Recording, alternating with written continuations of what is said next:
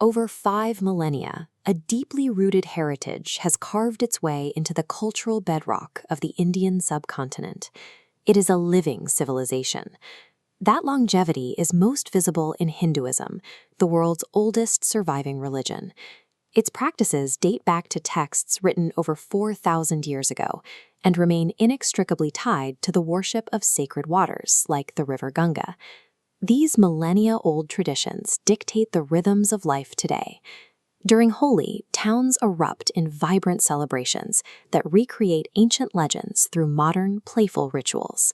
This chart tracks the scale of the nation sustaining those traditions.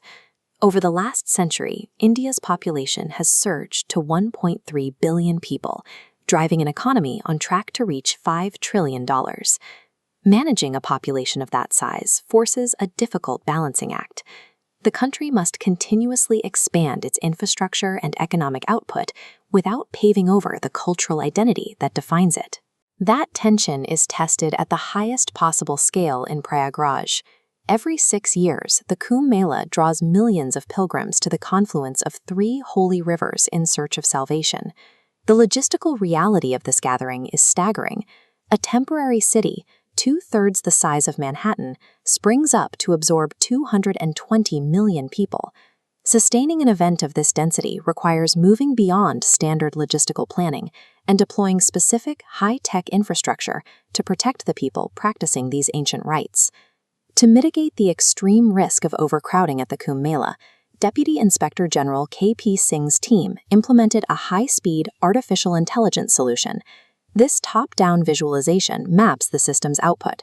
An algorithm processes live video feeds from over 1,000 fixed and drone cameras, calculating the exact number of pilgrims per square meter in real time.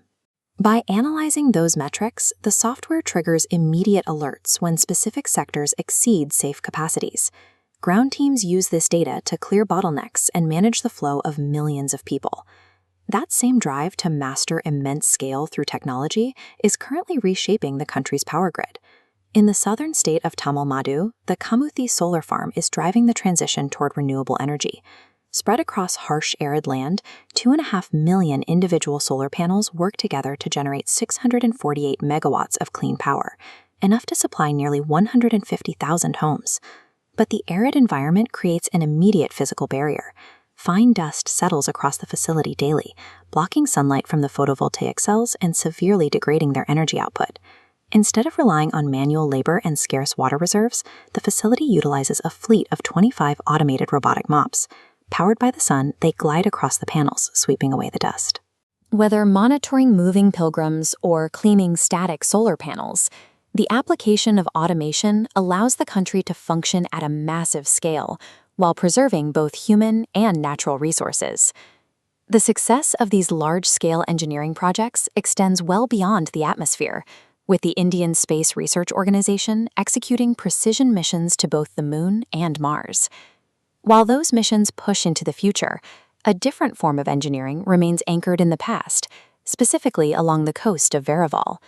Here, craftsmen like Mansoor Qureshi direct the construction of massive wooden dhows. His team builds fishing vessels capable of holding over 1,500 tons, utilizing techniques refined over centuries. Yet they deliberately reject modern fiberglass molds. Instead, the boat's hull is assembled from perfectly shaped wooden planks, secured entirely by hand with industrial nuts and bolts. But progress here involves a dual track. The nation preserves the meticulous manual skills of the shipwright, even as it develops the high-tech capabilities required to reach into space. At the extreme northern edge of the country lies Ladakh. It is a harsh, high-altitude, cold desert, surrounded by the peaks of the Himalayas.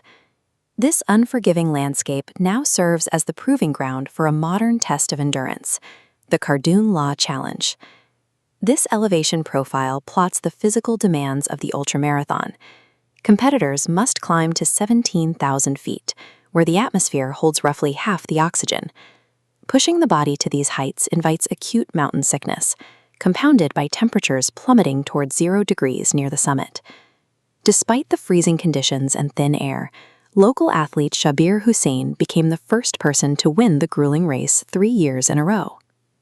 The growth of the Car Dung Law Challenge shows how a new generation is repurposing these ancient, high-altitude landscapes into a modern crucible for athletic endurance. That commitment to the individual extends from isolated athletes to the entire population. Once every 5 years, the state executes a massive logistical operation to enfranchise voters across 500,000 distinct villages. Deep within the untamed wilderness of the Gir Forest in Gujarat, the Election Commission prepares for the arrival of a highly specific demographic. Officials travel miles into this remote territory to erect a fully functional polling station for a single registered voter, a 69-year-old temple priest living entirely alone.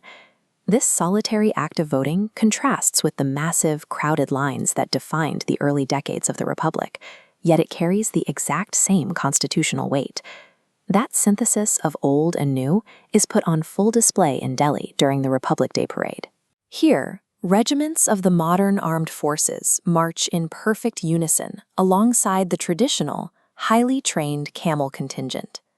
This is how the world's largest democracy operates. It continually engineers its future, while deliberately maintaining the 5,000-year-old traditions that form its soul.